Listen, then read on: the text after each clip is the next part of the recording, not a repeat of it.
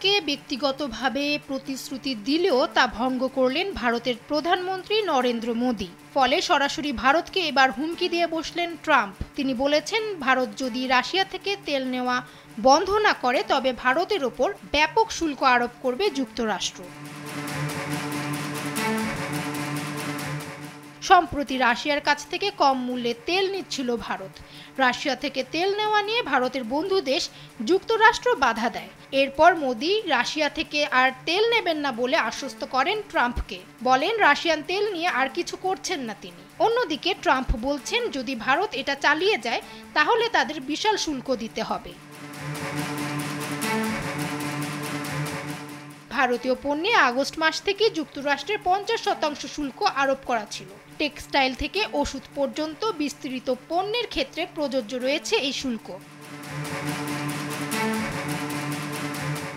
Trump বারবার সতর্ক করা সত্ত্বেও এখন পর্যন্ত রাশিয়ার সঙ্গে সম্পর্ক ঠিক রেখে চলেছেন মোদি। এ প্রেক্ষিতে ট্রাম্প বলেন, রাশিয়ার সঙ্গে বিশ্বের দেশগুলোর সম্পর্ক ভালো হলে রাশিয়া ইউক্রেন যুদ্ধ চালাতে পরোক্ষভাবে অর্থায়ন করা হবে। ট্রাম্প বরাবরই প্রথমে হুমকি দিয়ে পরে তা বাস্তবায়ন করে থাকেন। তবে এবারও যদি ট্রাম্পের শুল্ক আরোপের হুমকি বাস্তবতায় রূপ নেয় তাহলে তা ভারতের জন্য ডেকে আনতে পারে বিশাল বিপদ। তবে এই বিষয়ে ভারতের পক্ষ থেকে এখনো কোনো মন্তব্য আসেনি। ফামিহা সুহরাওয়ার্দী, সময়ের আলো।